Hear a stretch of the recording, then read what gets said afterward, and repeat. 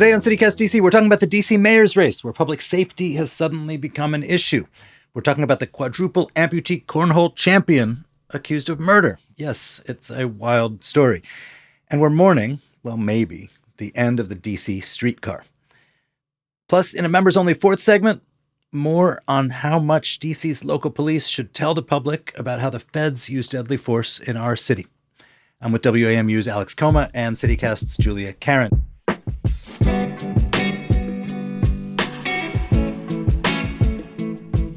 Today is Friday, March 27th. I'm Michael Schaefer. Here's what DC's talking about.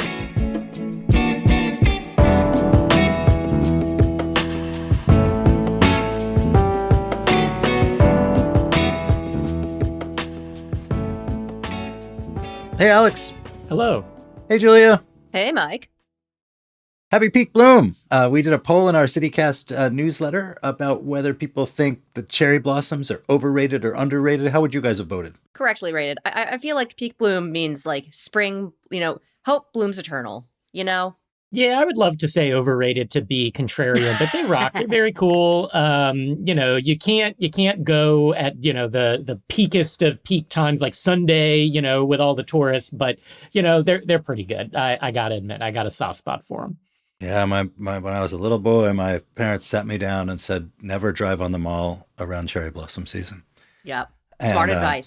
Smart advice. Yeah, sage word. It's a local cultural folkway. Mm-hmm. But you're right. I would like to be really against them. But they are really pretty when they're popping. And I'd like to say there's all kinds of alternative cherry blossom locales. But really that Haynes Point thing is pretty massive and awesome. Yeah, the one where it's like, oh, you can see them anywhere. I mean, that is true, but I mean, come on, you gotta go. If you're a DC resident who doesn't get down to the mall and the monuments all that often, even though you live here, it's your one chance to go and do it and play tourist. You might as well. Just for the record, it's also opening day of baseball season. Woo! And I think the common denominator here is that people try to get wistful and attribute some meaning to the whole thing with cherry blossoms, with the crack of the bat in spring. And they may not be statistically accurate, but it's kind of nice to let them have their thing. After the winter we had, I'll take it. All right. So, Alex, you've been covering the mayor's race. And, what I've noticed in the last week, let me set this up here, is that public safety, which is, always going to be and should be a big issue in any mayor's race in any city, because safety is one of the public goods that government needs to provide. Has become an issue, and in that weird DC way, it's become sort of a three-dimensional chess issue, because there's the sort of a city grappling with what it can do as and should do as policy, but then there's also the kind of politics of how it plays with the feds. So in the last week, there has been this strange shooting of a federal park police officer in Marshall Heights, and there's been more sort of chaos around enormous groups of youth behaving lawlessly around Navy Yard. And that latter has drawn the comment of the U.S. Attorney, Jeanine Pirro, says she wants to round up young punks. So, Alex, how is this playing among the people who want to run for mayor or want to become mayor? Yeah, I would say that the stuff in Navy Yard has certainly provided some of the most opportunities for conflict. You have former at-large council member Kenya McDuffie and Ward 4 council member Janice Lewis-George running, they're the top two candidates here. And so a lot of the debate has been about, would you support extending these enhanced youth curfews that we have? DC already has a youth curfew, starts at 11.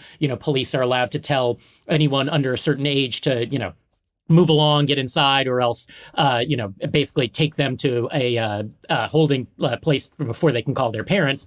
When all of this stuff really started, you're seeing these, youth meetups that turn into hundreds of kids, running around, people feeling threatened, or them, running into businesses. The council passes this, legislation to let police declare these curfew zones in specific places, where as early as 8 o'clock, they can kind of try and disperse these crowds of teens. Is there a divide? Yeah. And it's a complicated one, right? Because at this big Anacostia forum, which proved to be the biggest moment in the mayor's race so far, 2 weeks ago now, the candidates were asked straight up, yes or no, do you support extending this?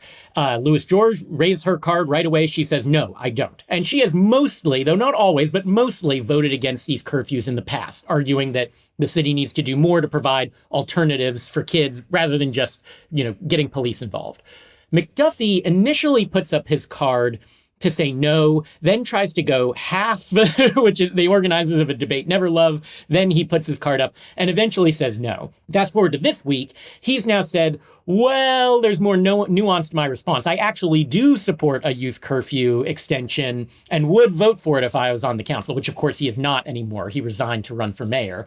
So we're in this, it would have made more sense if he was trying to draw this clear contrast, because he has voted for those curfews many times when he was still on the council.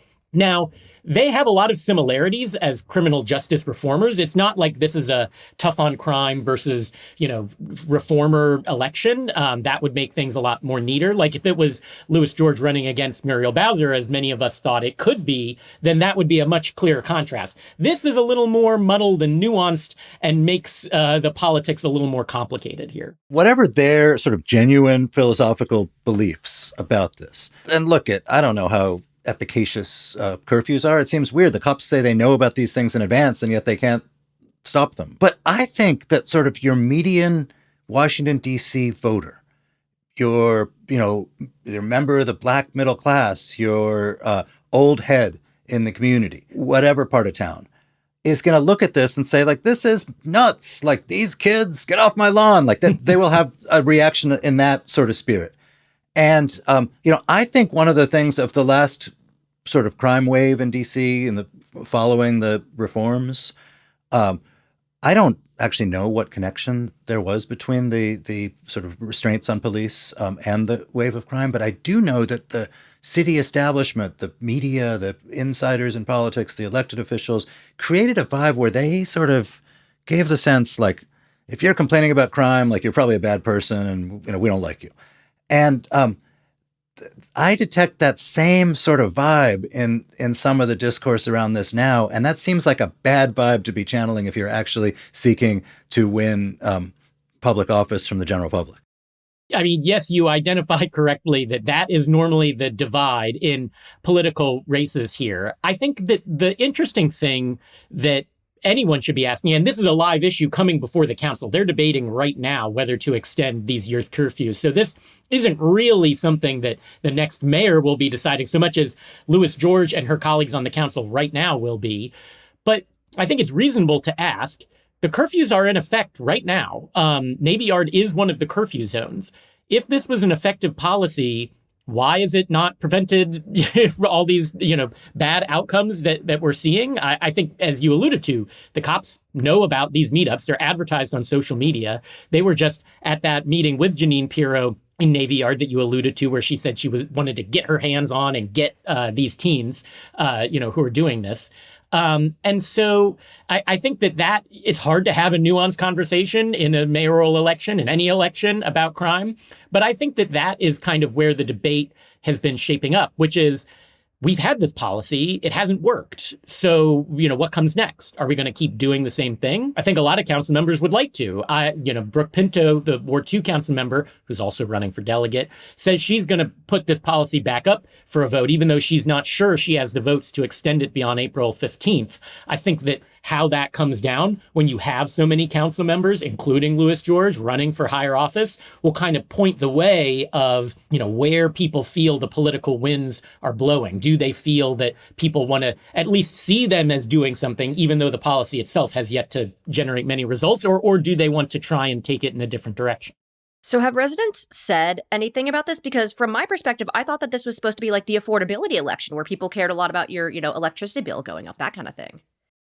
And I think that for the most part, it has been. I would say that the recent focus on curfews has been sort of the aberration. I think a lot of us, sort of predicting this mayor's race a couple years out, were expecting it to be much more focused on crime. But as Mike was saying, crime has gone down. It has not been, it's always an issue in city politics, but it has not been as dominant as it could have been. Because yes, most of that Anacostia Forum, most of the clashes between the two candidates have been on issues of, how do you make the city more affordable? Whose plans to do so are more realistic? How much does the city need to tax residents to fund programs versus would that strain the local economy? That has been where a lot of this has been. That's not disconnected from crime entirely, of course, but it has been where a lot of the arguments have been so far. And look, at being mayor, sewer maintenance is not an issue until it suddenly is.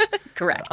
This is sort of how the thing works. So they need to be on their toes for events that will suddenly focus public attention. I'm just like, what is Janice Lewis George's theory of the case? That the city isn't doing that it should be that would because it seems to me like this is just sort of like, I don't know, organized bad behavior. And I did bad behavior as a teenager, like plenty of people do. Who didn't? Who among us? Right. So saying it's a bad idea to throw them in jail. First, no one is suggesting that happened. But what is she suggesting would be the alternative to having police shut down an area and say, get out of here, teens?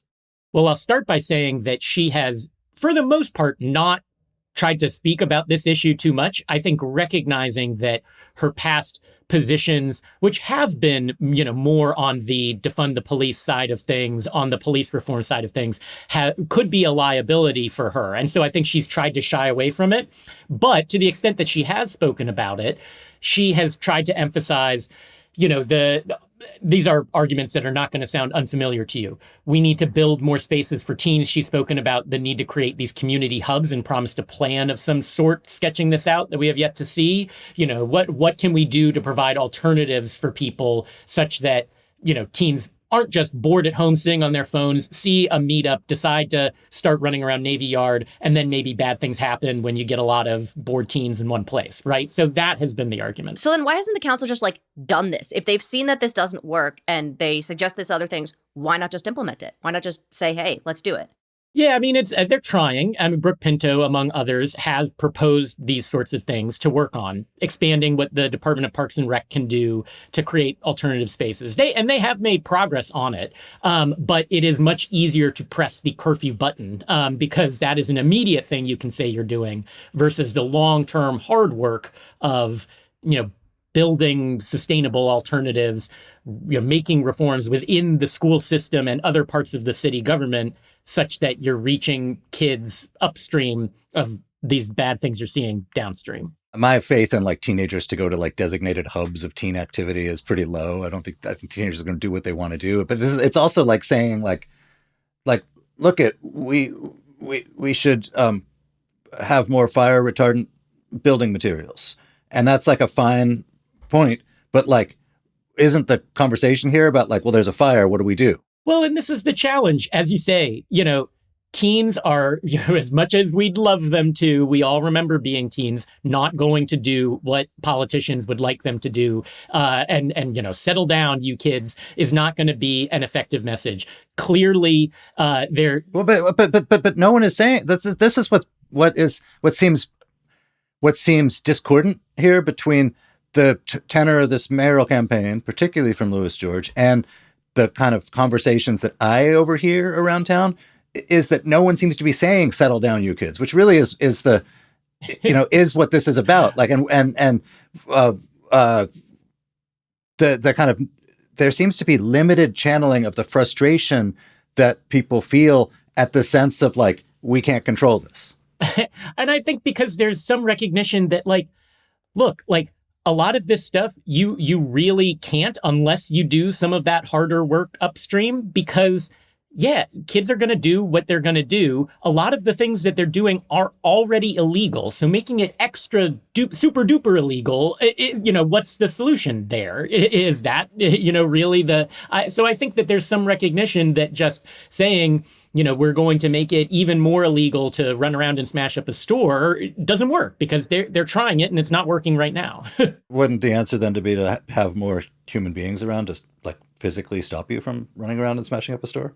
Sure. I mean, are we going to assign a cop to every kid to make sure that they, don't do that? Like a babysitter. Oh my God. Right. Yeah. So, I mean, I think they recognize that there are, they want to channel the frustration. People see the videos on Twitter, whether they live in Navy Yard or not, and feel anxious about it. So I think that they are trying to do something while recognizing that there is not one easy switch to flip on this issue. And it gets into the inevitable conversation of, do you need more police? Is the current police chief effective? These are things that are normally, the bread and butter of a mayoral election. And again, this is what makes it complicated. This is not an argument between one candidate who says we need 4,000 cops and we need to keep the current police chief that Mayor Bowser picked, and one that, says the opposite. They both are trying to take a more sort of middle ground solution because they both do come from backgrounds as police reformers. They have different styles on it, but they agree on a lot of these issues. Now, that being said, Kenyon McDuffie, I think, recognizes that a lot of his supporters are more moderate on this issue and needs to court some of them by, emphasizing his work as a reformer in some contexts. And as we saw on the curfew, coming around to some of their preferred positions in others. You said McDuffie's more moderate on this issue, but like, what is on what is he moderate? Like because I don't think there's anyone who says like, hey, it's really cool when you've got like hundreds of kids meeting up in Navy Yard and disturbing businesses, bothering passersby, whatever. Like, no, there's no one, there's no like pro position on that to moderate. It's more so that, he's supportive of the curfew. He's voted for many of the crime bills that we've seen over the last few years, whereas Louis George has by and large opposed them, or at least many elements of them. And so to the extent that he's moderate, he's not saying kids should only break, 2 stores instead of 5. He's moderate in the sense that he's like, we want to talk about alternatives. We want to build things in the long term, but we also need to keep the curfew in place. Whereas Louis George's position is the curfew isn't working. We need to focus solely on alternatives. So like I said, that doesn't map neatly onto the normal, left versus right divide we'd see on an issue like this, is because they are so similar on these in a lot of ways. And that is why the flashpoints, for the most part, have been on other issues.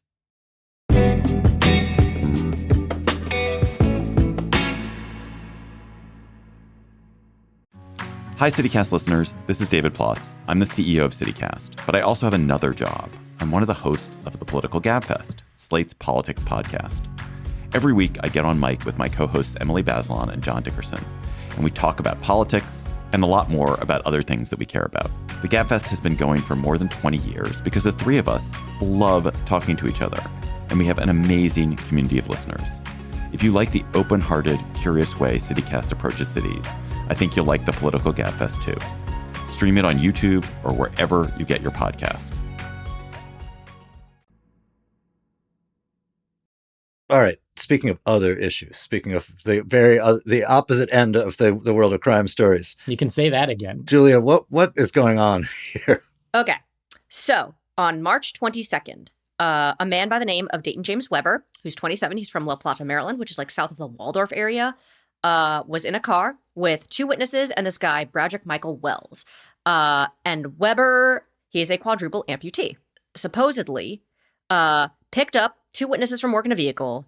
Wells is in the car in the front passenger seat already. They get into an argument, and Wells was shot. It was fatal. And he's not just a quadruple amputee, he's also a cornhole legend. He competes in the American Cornhole League. There was a documentary from ESPN about 3 years ago. He grew up riding motorbikes. He wrestled. He played football. He got into cornhole because it's kind of every man's game. I think you and I think of it as the thing that you play on the beach when you're like a couple beers deep or like, at a local watering hole.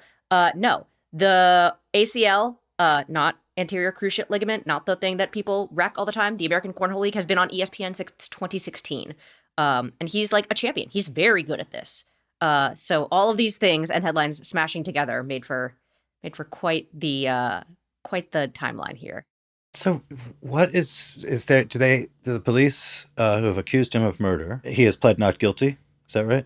Correct. What is their theory of the case? Why was he arguing with this person in the passenger seat?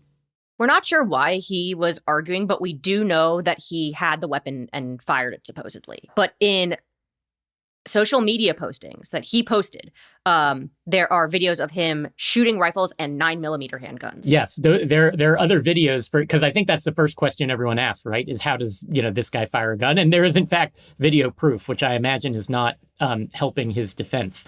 But say what you will about America, but the one thing you can guarantee is that we will find a way to help you fire a gun, even if you don't have any limbs. Currently, he's in Charles County. He was arrested near Charlottesville, which is where University of Virginia is. He's expected to get charged with first and second degree murder and other crimes. The big thing, and this is the thing that will tether this together, is if you're an amputee, there are accommodations that you can make to your car to make it able that you can drive it. There are extensions, there are paddle shifter type things. It's really cool in the ways that they can modify cars to do this. The big things here is that the detectives haven't searched the car as of late Tuesday, pending a search warrant. So if they get in this car and they find these modifications and it's his and they know it, like pretty damning evidence, to be honest. I mean, this has become a subject of great global tabloid interest for obvious reasons. Where does it go now? So right now he's got to get extradited to Charles County, where he's going to, I assume, be faced with these charges. Said he's not guilty. Police are going to search this car, see what happens from there. And then, I don't know, either this is a wild headline we keep tabs on or this is a nothing burger. Although I doubt it's the latter. Do we know if, this person, lives in the DC suburbs, and have there been other sort of like allegations against him, bad incidents tied to him? Yeah, no, there haven't been any other allegations against this guy. Part of the way that they found out about this in the first place was that Weber, the guy who supposedly shot Wells, he was arrested after seeking medical treatment at a hospital near Charlottesville. So basically 150 miles west of where the shooting is alleged to have happened, apparently. They didn't specify what the medical condition appeared to be when this happened, but basically he got booked and he remains in jail as of Tuesday. So he's still there. Just to be clear, the other reason they found out about this was that somebody dumped a dead body by the side of the road in Charles County. And then the two people who had been in the back seat, according to the police, having refused a request to help him take the victim's body out of the car, went to the authorities and said, hey, this thing just happened. But we will see. He's in jail right now. I'm sure that this court hearing, once we get it, is going to be bananas. Once the police search this car, all sorts of stuff is going to come out. I will be keeping tabs on it personally. So, yes, you and every producer of future true crime documentaries who are surely salivating at the prospect. I don't know what we're doing on this podcast. We should be out there writing our true crime books or coming up with a true crime podcast solely about this allegation. Yes, every moment that you wait, they get a little bit closer to rushing this onto Netflix.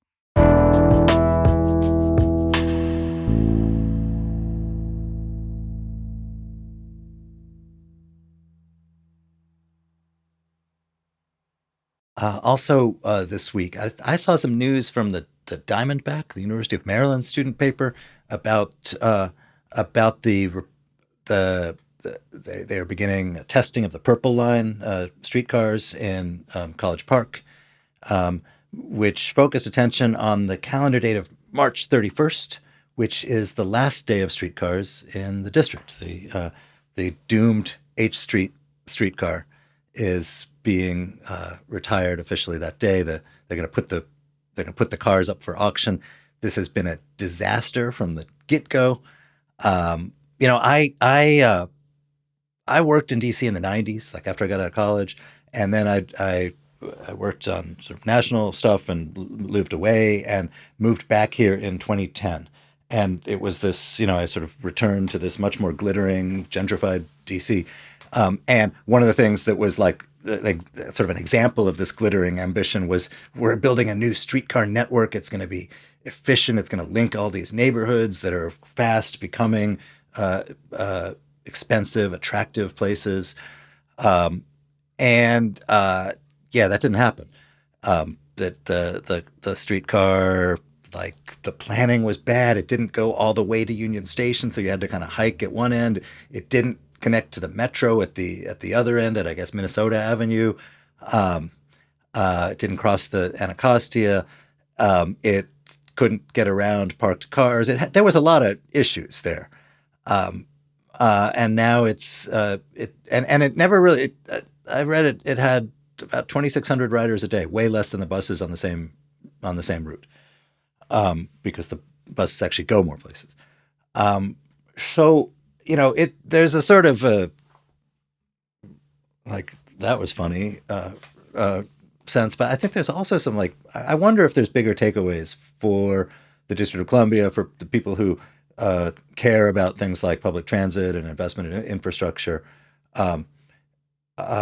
because I don't think this thing had to be doomed, but I think it was, and one of the things it suffered from is not enough people willing to call out the badness. Yeah, I think you're seeing a lot of, I've been reporting on this recently, and I think you're seeing a lot of recriminations about all of the ways it could have been better, or maybe the city could have picked a different path or something like that. Because yes, I mean, streetcars really had a moment in the 2010s where they seemed like it was this exciting, shiny new thing to invest in, when I think a lot of people were more reasonably just saying, why not double down on bus service? Bus service just isn't sexy. A new streetcar, that could span the city. That was the grand vision of Vince Gray. That got a lot more people excited in the moment, but just never really had the funding and the planning, to really meet this vision. So now the question is what do you do next? And that's kind of what I've been talking with people about, which is, these tracks are in the street. And so DC is thinking are there ways that we could sort of leapfrog on this to build out a dedicated, bus lane with bus rapid transit that connects, perhaps a new stadium at RFK to Union Station, which was kind of part of the inherent promise of the streetcar as well, right? That, someday there's going to be this redeveloped campus. We need, not only greater connectivity all up and down H Street, but also to, pull that into the rest of the city, right? Now that's actually happening. So I think you're hearing those conversations start. I mean, Metro's view thus far has been that their bus capacity, is already sufficient to kind of help all the old riders of the streetcar, just get back on, the bus and still get where they're going. I think there is some skepticism of that because, the buses just went through a major network redesign, and I think people who haven't been riding it for years will be unfamiliar with it. So we'll see. But Randy Clark, for his part, has said that this opens the door to rethinking, what the bus can do and be for that part of the city. But I think that there is a lot of skepticism based on the way the whole streetcar thing went down, that these communities that have not often had the greatest transit options afforded them are actually going to get the attention that they need. But if you want people to get to RFK, which, Lord knows is a priority for Mayor Bowser, one imagines they'll have to start thinking about it pretty seriously. Can I tell you, I think one of the things we suffer from in DC with issues of public transit is everybody who follows public transit closely, everyone who kind of knows what they're talking about in it, is basically, really, really, really in favor of it, and has a disinclination, I think, to air dirty laundry in public, because we're in a national environment where there's people who, don't believe in transit at all, and where DC is subject to this Congress that is dominated by people who want to cut things like this. And so what I think would have benefited the streetcar from beginning to end, and would continue to benefit Metro as a system, and particularly with this bus redesign that is, has its detractors, is sort of a pro-transit, pro-rider position that also maintains a sort of adversarial posture towards leadership, whether it's leadership of the district transportation department or the metro system, because the kind of sense of like, well, we don't really want to like say this thing's a disaster and say they've screwed it all up, because that will like discredit the whole project of expanding public transit. Like that tendency, which I think most people, I really support like a big, deep, heavy transit infrastructure. I noticed that tendency even in myself, and I think it's a very unhealthy one, because the thing that might have saved this from the get-go is like skepticism from allies, from people who really do want better transit. I agree. There is a tendency to close ranks on some of this stuff. And as you say, it's natural. I remember well Kentucky Senator Rand Paul singling out the streetcar on many occasions as an example of government waste. And so even when the program has problems, you see, this guy from, Kentucky getting involved in DC's business, it provokes that sort of reaction, right? So I think that now you're getting there to some of that, but yes, I mean it's a perpetual challenge. I think that Randy Clark, by virtue of being a more transparent Metro general manager, has addressed at least some of these problems. He's never entirely willing to say this has all gone wrong, but he's just more honest about it and out there. And just for the record, that his agency has been incredibly hard for us, for CityCast, for me to nail down, to bring on as guests, to talk about the fallout from the bus remapping, which has a lot of critics. It's been a great frustration for me, because obviously like everybody standing on the corner waiting for a bus when the bus isn't there is a critic, and the universe of people who actually can tell you like, it's true, this bus isn't coming as often as it did, or you're all wrong, you're just like extrapolating from your own personal subjective experience, and here's what the stats say. That universe tends to be pretty close to Metro and pretty pro WMATA. And that makes it very difficult to assess things. Randy Clark has been we've sat with him for long interviews. They've been good. But when they don't want to talk about something, they don't want to talk about it. And ain't that the truth for anyone in city politics of some form or another? So yeah, I mean, I think that this is going to be the end of the streetcar and the end of the circulator before it are going to really promote these conversations of you're moving away from the things that you've had for the last 2 decades or so, when you count both of those two things together. Metro has been improving, but as you say, not for everyone. So, what comes next? Are you going to be willing to, especially with this upheaval in political leadership from the mayor on down, how are you going to approach, sort of the future of public transit in the city? I think that we are still very much waiting to find out the answer to that one. But the end of the streetcar adds some urgency here, because getting around H Street without using a car was difficult even when the streetcar was there. As you say, it was not perfect by any stretch. So what are we going to do now? just not go to H Street and just consign that area to some of the declines that we have been seeing over the last few years? The Safeway at Heckinger Mall, which is sort of the end of H Street, just closed, even with a beautiful streetcar to take customers to and fro. Yeah, I mean, that's a place, Heckinger Mall, the city's wanted to see redeveloped for forever. And now you're losing, one of the few reasons that people still had to go there, right? So they need to get serious about it. It's if you live over there in particular, maybe you bought a house when you saw the city's, revitalization of that area coming, thinking that surely it would be nothing but good times for H Street for forever. You're probably pretty anxious right now. If you commute over there, or, God help you if you're trying to commute from, points west to east of the river, what's the city's answers for you? They don't, in my view, they don't have super great ones just yet, and they're going to need to find them.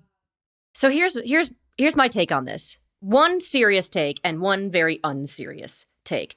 The serious take is, what have people actually learned about building legitimate transit here? Like, obviously, this was a boondoggle. I think we can all agree on that. Have officials learned from this? Has Randy Clark learned from this? Has everyone learned from this? In the future, here's what we got to do to succeed. The unserious takeaway question is that if they're auctioning off these streetcars, can we like buy one? Like, could we pool money together and just like put it together and have it as like our own little CityCast streetcar? Is that something we could do? Just to be clear, this was not a metro. This was not a WAMU thing. This was the city's Department of Transportation. So whatever lessons the head of Metro, Randy Clark, learned are from the outside. They're not his lessons. Yeah. Sure. But has the city like actually learned like, okay, if we want to invest in transit in a certain way, here's how we avoid all this? Like, Alex, have you talked to anyone being like, yeah, we learned a lot from this, and actually, if we wanted to do this again, here's what we'd have to do? Yeah, I would say there's two things. I mean, one is not taking your eye off the ball in search of like the shiny new thing, right? Don't mess with the basics of the bus is what gets the most people around, like in this city. And there is a tendency to do that with rail as well. You want a new station somewhere. You want the loop that takes you out to National Harbor. Are you going to focus on the new things versus just improving the things that you have, right? So that's one. And the other would be, with the streetcar in particular, Dan Maloof, who's a longtime transit planner, wrote in Greater Washington about he was a big streetcar supporter, and he wrote about all the ways he felt that city politicians had kind of cut its legs out from underneath it. Not just not funding it to get it to Georgetown and, out to Benning Road, which are for sure, big issues if you support the streetcar, but even more than that, he observed that there were little things that the city could do to reduce the conflict with cars in the street. Those got kind of thrown by the wayside because of anxieties about parking. And so I think that there's both the macro point of don't take your eye off the ball of, going for something shiny, but then also the micro, which is like, don't be afraid to do these smaller things that could, make big improvements, even if a small but very vocal, minority would, protest to them. And so I think that you've got to take both of these lessons. I mean, that presumes that the minority that would protest, like getting rid of parking on H Street, was a minority at all and was small. I think a lot of that came from businesses along there who were like, yeah, these are our customers, don't get rid of them. So I think I'm just saying, like, if you were in an elected democratic government, it's hard to just say like, go pound sand, we believe this is the future. You can do that, but like it's not overstate how easy it is. Oh, it's virtually impossible, and that's why it didn't happen, right? But it's like, are you going to say like, and we've seen this in bike lane disputes up and down the city. Do you want like two people to be able to park in front of your business, or do you want something to move up and down the corridor that lets lots of people get to your business, right? So but as you say, if it was easy, they'd do it, and it's not. Today, paid subscribers get a bonus fourth roundup chat. We're going to talk about these two recent pieces of legislation regarding body camera footage and feds firing guns or roughing people up on the streets of Washington. If you want to be sure you always get the full episode, please become a member. Head to membership.citycast.fm and sign up. It's only $10 a month. Members get ad-free listening, exclusive members events, and an extra events newsletter each and every week. Again, that's membership.citycast.fm. And that is all for today here on CityCast DC. Our production team this week was Annie Reese, Julia Karen, Ash Durbin, and Lizzie Goldsmith. Newsletter editors Kayla Cote-Semmerman and Natalia Aldana wrote our fabulous newsletter, CityCast DC, this week. And our hosts are Bridget Todd and me, Michael Schaefer. Music is by Alex Roldan. If you enjoyed the show, why not kick into Julia's streetcar purchase fund and then emblazon your new streetcar with the CityCast logo? We'll be back Monday morning with more news from around the city. Bye.